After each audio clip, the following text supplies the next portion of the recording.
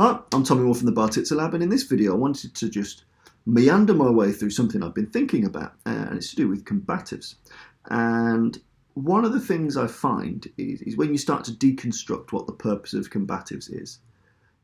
If I were training someone in earnest to make them safe in the context of likely violence that they themselves would attain.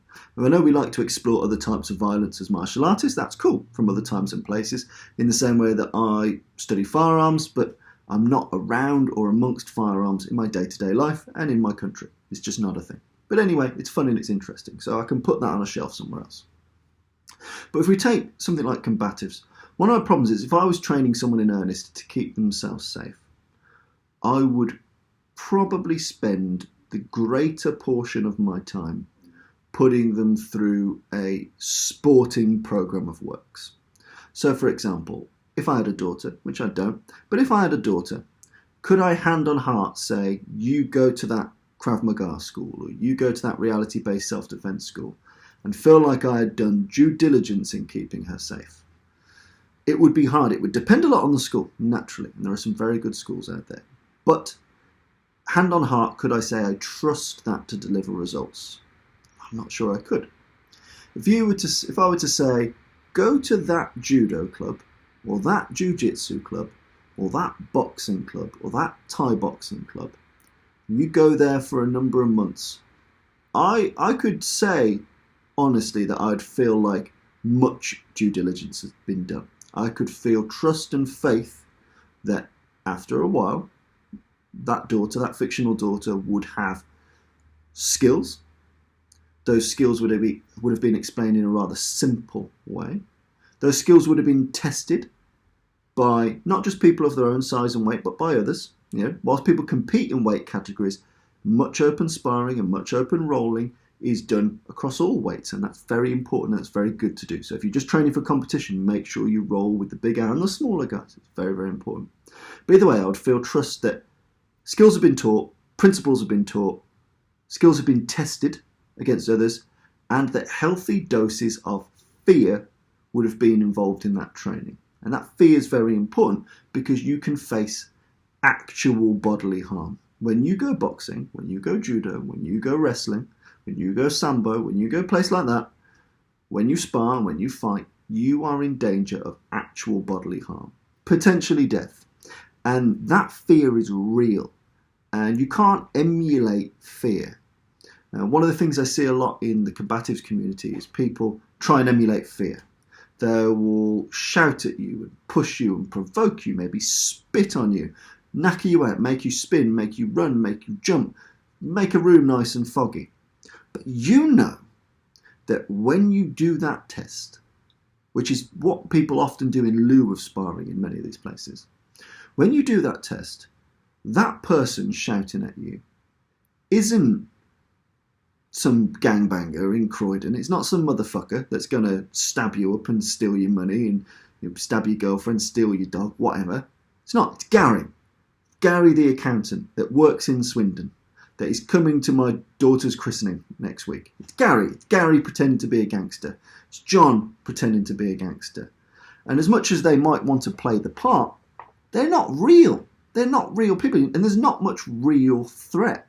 And you find that many of these kind of drills, many of these pressure tests that people talk about, if you watch a lot of the footage, people will take one or two hits wearing a caged face mask or a bullet man helmet, which again diffuses so much of the impact.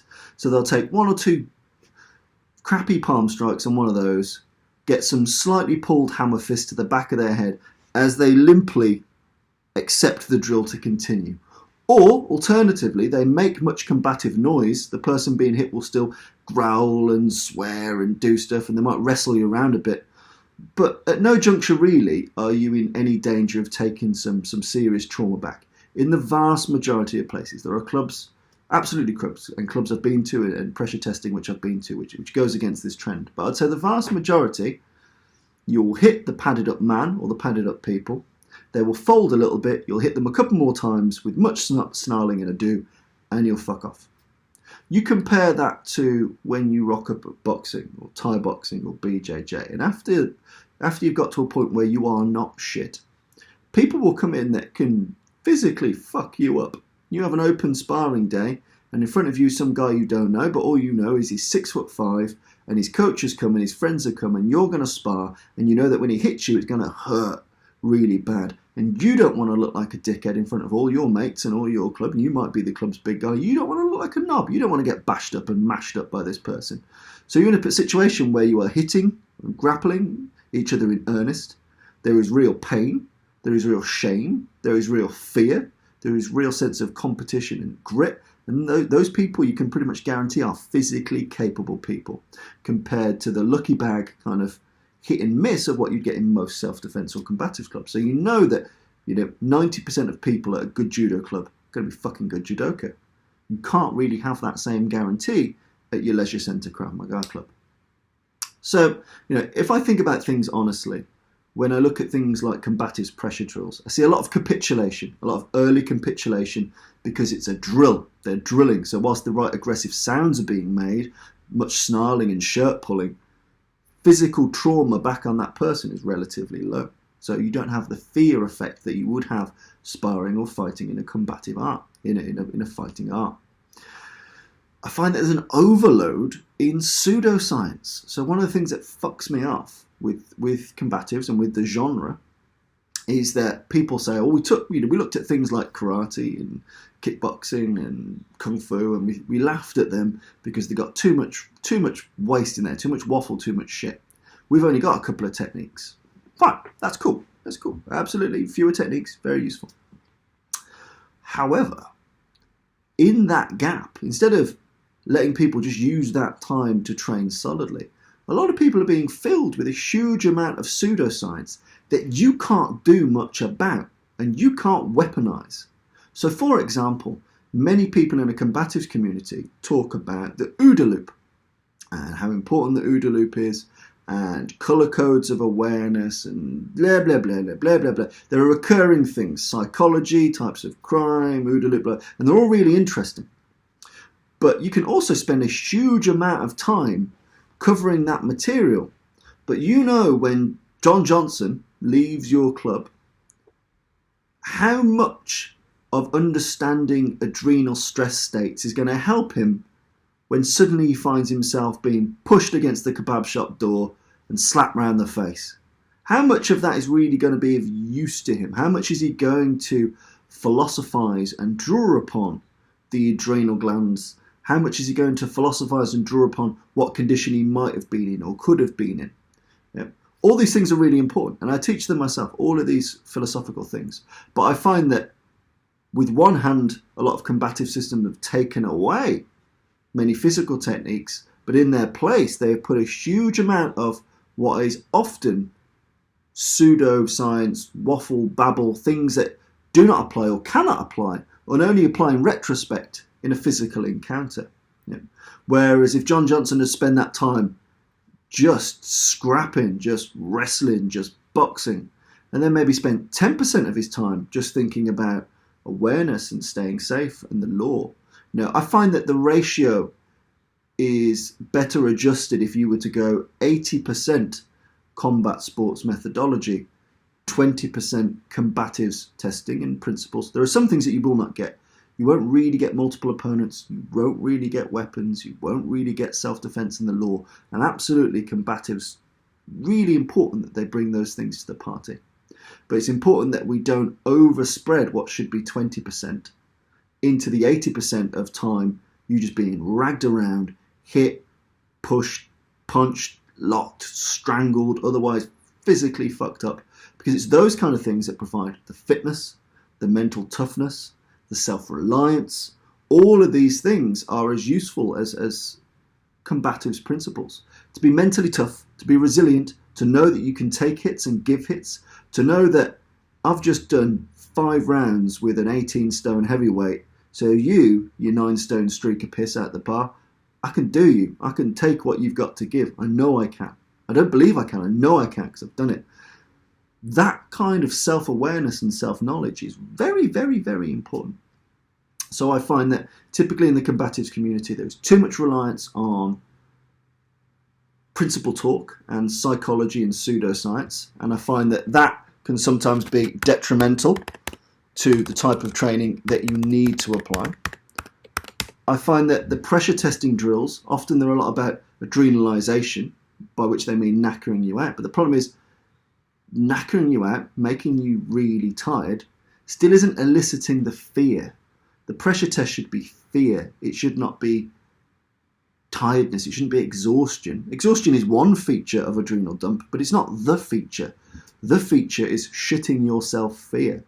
So again, you only really get that if there is a risk of actual bodily harm, actual injury, actual damage from people, honestly, that you do not know and that you cannot fully trust. So that's why it's good to go to guest gyms and spar and box and wrestle with people that don't fucking know, that don't want to be showed up, because that's where some important gains can be had.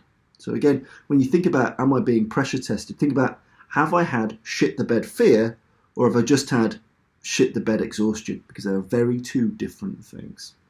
And make sure that if you are being a partner, do not capitulate too early in your drills. Fight the fuck back. Fight the fuck back. It's very, very, very, very important that you don't just make a show of it, or a noise of it, or play act it, or LARP it, or cosplay it. You need to fight back for them to be some degree of relevance for that person. Very important. And I would say think about long and short-term goals, because a lot of the reasons or the means by which people dismiss combat sports and traditional martial arts from the self-defense spectrum is they say, well, in my system, you can learn everything there is to know in 2 weeks, 1 week, 1 month, 6 weeks, 8 weeks, and we'll teach you everything you need to know. Okay, but if it's very likely you're about to get attacked in the next 8 weeks, don't go to a martial arts club. Carry a padlock in a beanie. You know, if it's that likely that you're going to get attacked, then other methods than learning any combative system should be employed. Relocating, engaging with the police, staying the fuck in, whatever that may be. Very few people, unless they're going to an active war zone, have a small finite period of time by which to become ready. Most people aren't being attacked every day, every week, every month. Most people are never attacked at all in their entire lives. So you've got some time to invest. I think that it's become fashionable to redact the timelines in which you can learn something. And I think this comes from long-form advertising copywriting. To say, oh, in just 6 lessons or 8 weeks or 20 hours, you will learn everything you need to learn in our easy, gross motor, retainable, blah, blah, blah, blah, blah. That's fine. You will learn some useful stuff. But if it's very unlikely that you're going to be attacked, why not put the graft in and become really fucking good at boxing, really fucking good at wrestling, really good at weapons? You know, do some proper weapon sparring, weapon fighting. You know, feel the taser knife. You know, get pepper sprayed, get battered with a stick with just a very light piece of headwear on. You know, these are important things. Get roughed up.